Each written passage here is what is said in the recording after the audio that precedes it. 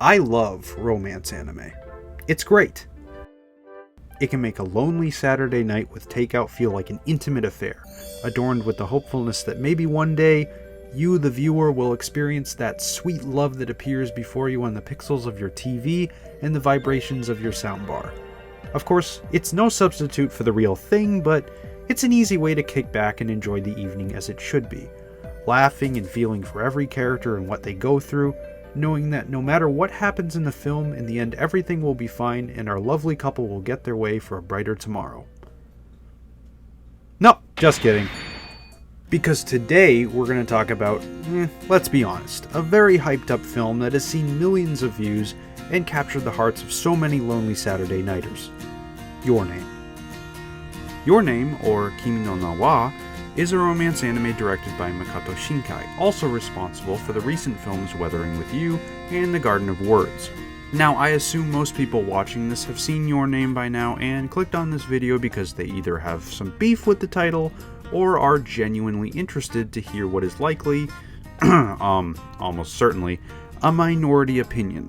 And I'm okay with that. Everyone has a right to their own opinion, which is one of the reasons I decided to make this video in the first place. But if people were hoping for a gut-wrenching hate storm or some sort of shredding session, then I'm afraid you come to the wrong place, because I actually like Kiminonawa. I like it. I don't love it, I just like it. It's a good movie with stunning animation, solid music, and a few decent-sized flaws I want to point out. See, the thing is though, it's not just the movie that's brought me here today to make this video. It's this as well. So, I want you to picture stepping into your room, getting out your laptop or booting up your PC or television and typing something along the lines of best anime movies of all time. Give it a second and you'll probably see the usual suspects. Films like Spirited Away, IIIa, Ghost in the Shell, 5 centimeters per second, and so on. Then look over to also see more recent works such as A Silent Voice, and of course the movie we're talking about, Your Name. Here's the thing, scroll down any YouTube review search and you will be inundated with reviews from Stuckman, Joey the Anime Man, Gigook, and others with aggressively over-positive titles like the most beautiful anime movie ever! The perfect anime. Love stronger than anime itself. And, oh, well then, I guess I'm not the only one in this camp. And the reviewers look so happy, they look so elated with their hands over their faces and crying tears of joy in reaction. So, this must be good, I thought. I've seen so many shows that made me cry. Anohana, the first time I watched Toradora, Made in Abyss but for different reasons. And so I decided, after all the hype, all the genuine and paid reviews, and after so much hype, that Shinkai himself came out and told people to stop watching the movie because he was having trouble dealing with the pressure of people calling him the next Miyazaki, I decided to watch it. Okay, hold on a second. I honestly think it's not even a comparison that can be reasonably made. We're talking about two completely different people with very different styles of creating film. I would not compare Junji Ito or Satoshi Kon to Miyazaki, just like I wouldn't compare Mamoru Hosoda, Kenichiro Watanabe, or Makoto Shinkai to each other as if it was some sort of contest. These directors aren't a blanket statement of comparison. They don't replace each other. Each has a vastly different approach to their movies, right down to the way the frames are positioned and the characters are animated. So no, Shinkai is and never will be the next Miyazaki. He is Shinkai, and that's fine. Like all the others, his work deserves to be recognized on a major level as his own signature, and celebrated for its ingenuity. But did Your Name live up to the second coming of the best anime movie ever made? Not quite. See, a few months back, I decided to pull up Your Name and watch it. I made sure it was a day I had no burning need to go somewhere or do something else, so I could sit down and watch the show for what it was.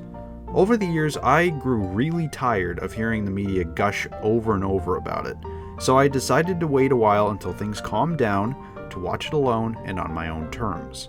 And so I did. At this point, I'm going to spoil significant story beats, so if you haven't seen the movie for yourself and desire to, I'll put a timestamp on later to finish this video. Otherwise, sit back and enjoy my banter. Your Name opens with what can be described as a montage, showing animation overhauled with dialogue that sets up the story. From here, we're thrust into the lives of the two main characters, Mitsuha and Taki. And to be honest, I like the exposition. It is a down-to-earth quality that shows each character's daily lives. Mitsuha is a hard-working girl helping her family's shrine, and I found her instantly relatable, especially in the scene where her father is revealed to be the local mayor and scolds her for not walking straight in front of her classmates. Then we move on to Taki. Taki is... how should I put this? Well, he's actually Mitsuha the first time we see a snapshot of his life. I didn't have a huge problem with this, but I did find that it was harder to relate to Taki than to Mitsuha as the movie began. I admit, it's interesting to see Mitsuha stumbling through Taki's life, and I find myself relating to her well quickly, but not Taki. He still hasn't shown up, and seeing his life from another person's point of view might make me sympathize with his everyday occurrences, but it doesn't make me necessarily feel any closer to him as an actual character since he's absent. In fact, viewers have to wait a whole 29 minutes until he is officially introduced into the narrative, other than the intro and OP. And that's a quarter of the movie that he hasn't even been present in. Okay. Maybe I'm nitpicking at this point. Minor flaws so far. Still a solid story. But to be fair, the reviewers did call this some of the best anime ever made, so I feel it's safe to scrutinize it as thoroughly as I'm doing here. Anyway, the scenes continue, and I'm overcome with a sense of interest. Once Taki is introduced, I'm now understanding where the story's going, and things are progressing in an intriguing way. And then something happens. There's only one way to beat this game. Training montage!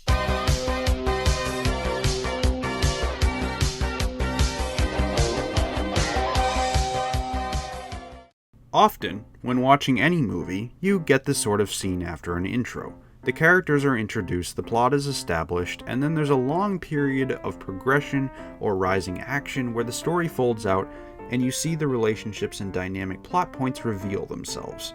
Effectively, this is the meat of the narrative, the most important section in establishing your attachments to the characters and how much you care about what's happening to them as the story goes on.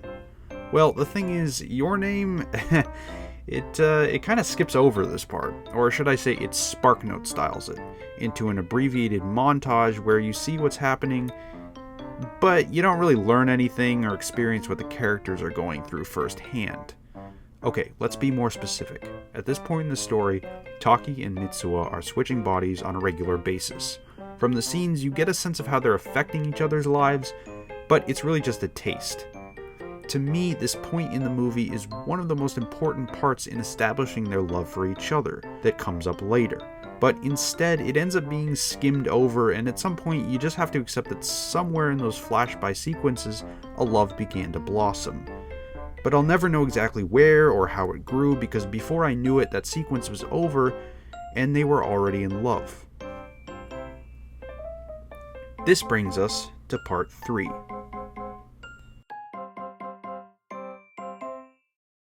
So at this point, we're briefly introduced as the viewers to MUSUBI, or the concept at which anything joins the human soul following consumption. And this is a bit of foreshadowing, as well as the comet that Mitsuha sees during the festival. But, as with this movie, I have to admit, nothing could prepare me for the scene about 50 minutes in, where Taki witnesses Itamari completely gone, only a large crater left where the comet collided with the Earth. And this scene, in my opinion, is where the film shines, and we see Shinkai's promise as a director come to fruition. It's a moment which still sends chills down my back, I admit. It was the next part where things didn't quite add up. So we get this later scene where Taki goes into what's referred to by Mitsuha's grandmother as the underworld, where he takes a drink offered by Mitsuha, and somehow after 3 years and a comet landing near it, it's completely untouched and not full of mold, but again, I'm just going with it. And the next scene finds Taki back as Mitsuha in the past, 3 years prior, with one last chance to save her. This kind of reminded me of Mamoru Hosada's The Girl Who Leapt Through Time, where Makoto gains one last chance to save Kyosuke and Kaho after she fails the first time. And from here things really ramp up. Taki, possessing Mitsuha, gets together with friends and family to hatch a plan that would evacuate the town before the comet lands and destroys it. Now for me, my issues with this movie have mostly been in little things having to do with direction and technicalities up to this point.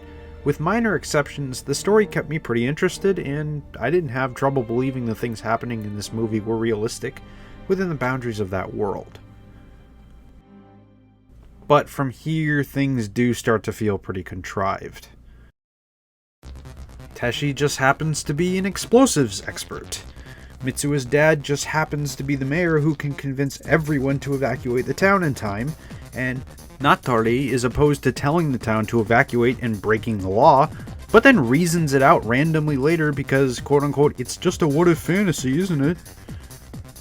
Okay, I don't know about you, but if my friends told me they wanted to evacuate a town over a bomb that they created to blow up a substation, I'd just be like, yeah, no way. Not be like, no way, and then turn around 5 minutes later and then be like, oh, whatever, I'm such a pushover. That's not how it works. And then there's this weird, like, oh, yeah, let's go, bro, kind of mentality, when in fact everyone could actually die if they fail this, and oh my god, what is this movie anymore? Okay, so getting back on track, at this point Mitsuha wakes up back in Taki's body in the future and realizes she died, even though she didn't. I'm guessing this was because of part of her soul was trapped in the offering vessel she left with her sister, and Taki reactivated when he drank the water and the souls became intertwined again, all under the laws of MUSUBI. They find each other through some process of telepathy, and when the two do, in typical Japanese anime trope fashion, they had to put in a quote-unquote she's embarrassed and mad at him and calls him a jerk moment, which honestly is kind of immersion breaking. Like, these characters have gone through so much to see each other again, and in the short time they're together, that's what she says to him. For saving her life, you jerk, or baka, or hentai. Okay, I get that a lot of anime do this, but it's annoying and this movie definitely doesn't need it on any level. But moving on, Mitsuha goes back and everyone goes through with the plan. From here the plan fails, which makes sense with the mayor shutting it down, and Mitsuha sees her father again. But then it shows Taki. See, this is weird because before the comet lands he's still in Itomori, but then as the comet lands it shows him back in Tokyo, looking at the comet. Then, the next thing we know, he wakes up in Itomori again after the blast. In order for that to be able to happen, he would have had to exist in two different places at once. I suppose it's possible within the context of time travel, but why show him in Tokyo staring at the comet at all? I think it just raises questions and opens a hole where there might have not been one otherwise. And here, my friends, is my biggest problem with Your Name coming up. Arguably, the most important piece of the puzzle, saving the citizens of Itomori, the moment when Mitsuha stands up to her father, and he might have listened for the first time, showing a vulnerability towards his daughter after all these years and saving the people. Well, that scene doesn't exist. Instead, it's narrated from Taki's third-person perspective later on in the film. I would claim the second half of Your Name had this one goal, to save the people in Mitsuha of Itomori. And in the end, because we never knew how it happened and Mitsuha never gets another scene depicting it from her perspective, the movie expects you to just kind of swallow that it quote-unquote happened and that's it. And it feels hollow, not knowing what actually happened after you've invested almost 2 hours into this movie. I mean, did Mitsuha have a good moment with her father? Did they come to an understanding? Did Tashi get reprimanded for blowing up a substation illegally? How did they get everyone out of Itomori so fast, especially with the comet approaching and literally being able to be seen in the sky? Plus, from the citizens of Itomori's perspective, what about Mitsuha's knowledge about the comet breaking off and landing on Itomori? When it did happen, wouldn't she be seen as having some supernatural foresight to the people? These questions, and many more that would tie up Your Name nicely and let the viewer feel completely satisfied after watching it, are just, not there. Never to be answered. And that bothers me. That a show like this that is so complex in its narrative wouldn't even bother providing closure on some of its core events. For me, a film that is said to be quote-unquote one of the best of its kind should answer these questions. not omit them and then gloss over the details as in, oh yeah, that happened and it was just coincidental, everyone got lucky kind of occurrence. Which brings me on to my final thoughts on this film.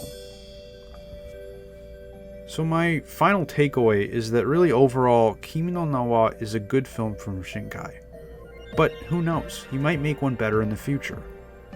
This movie benefits from some good direction, beautiful animation, and a wonderful soundtrack, but suffers from some plot inconsistencies, a somewhat incomplete narrative, and a few unneeded tropes throughout.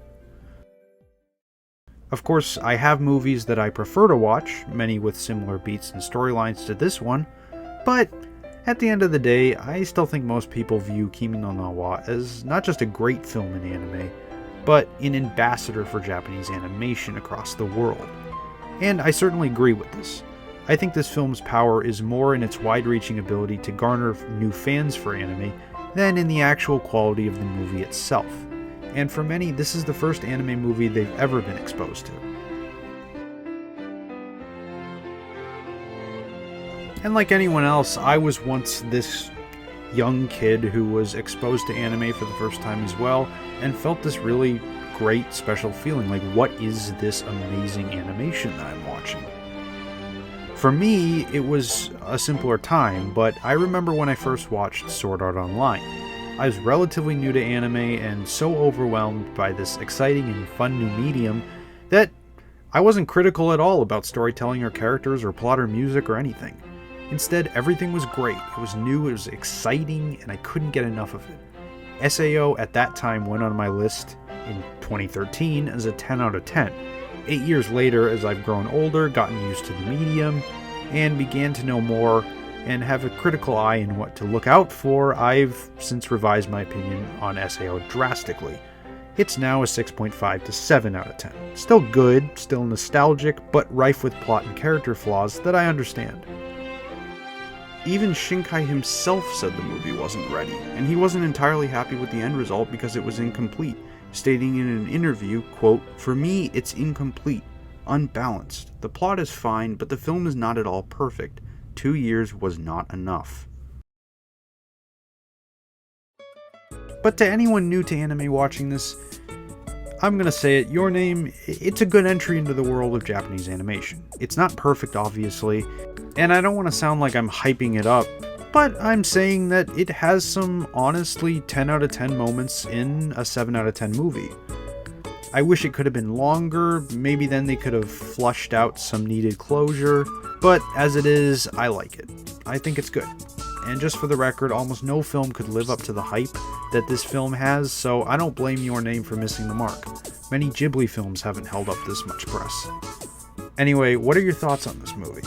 I'd love to hear any honest feelings anyone has, positive or otherwise. But as always, thanks for watching and have a great day, everyone.